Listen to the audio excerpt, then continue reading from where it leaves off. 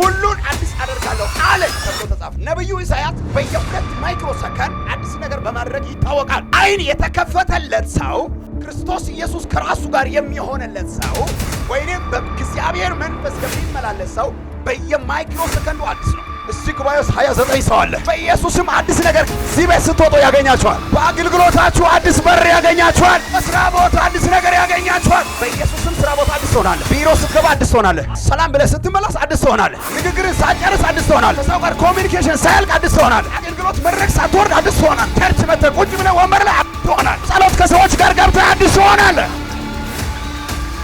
ሌላ ማንነት አለብሳችኋል አለ። ሩቅ ያለው እንዴ የምታይበት መነጽር ይገጠማል። ቁጭ ብለህ 10 ዓመት የሚሆነው ታያለህ። እዚህ ሆነ 100 ዓመት የሚሆነው ታያለህ። አሜሪካ የሚሆነው ታያለህ። ኬንያ የሚሆነው ታያለህ። አፍሪካ፣ ኤዥያ የሚሆነው ታያለህ። ገጠር በአባቲ መሬት ምን እየተሰራበት እንደሆነ ታያለህ።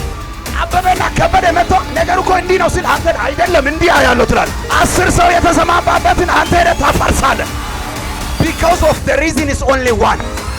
You seen about a kind of spirit. ከዚህ ሰዓት ጀምሮ ማንም አይለምድህም። ማንም አይለምድህም። አይመረምርህም። አይተችህም። አይመረምርህም። አይለካህም። አትለካም።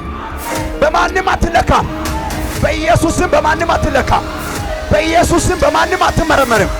በኢየሱስም በማንም አትመረመርም። አንተ ባለሚል የሆነ የምታኝ አንተም በኢየሱስም አትለካም። በማንም አትመረመርም። የተሸከምከው የኢየሱስ መንፈስ ስለሆነ ማንም አንተን ሊመረምር አይችልም። ኢሳይያስን ነብዩ ኢሳይያስን ያገኘ ኃይለኛ መንፈስ አንተን ያገኛል። ትንቢተ ኢሳይያስ ምዕራፍ 43 ቁጥር 19 ያገኘው መንፈስ አንተን ማግኘት ይጀምራል።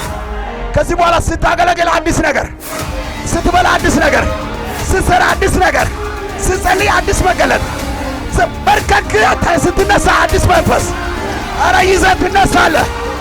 ዝቅ ስትል ሰማይ ታያለህ። ዝቅ ብለህ ሰማይ ታያለህ። ቀና ብለህ ሰማይ ታያለህ። ስትራመድ ሰማይ ታያለህ። ትመላለስ ሰማይ ታያለህ።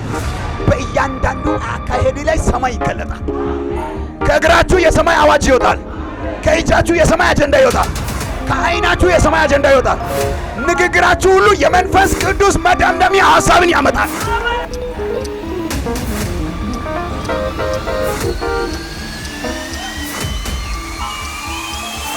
ይኸውላችሁ ክርስቶስ ኢየሱስን ይዛችሁ ያላችሁ ሰዎች በየትኛው ዓለም ሚዲያ የምትገኙ የእግዚአብሔር ሰዎች ክርስቶስ ኢየሱስን ይዘህ በኢየሱስም በማንም አትለመድም።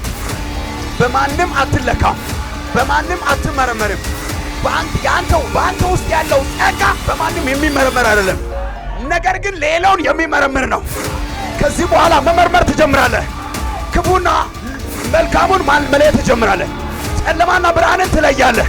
ከፍታና ዝቅታውን ትለያለህ። እውነተኛና ሐሰተኛውን ትለያለህ። እለያለህ አለ ሰው ዘሏ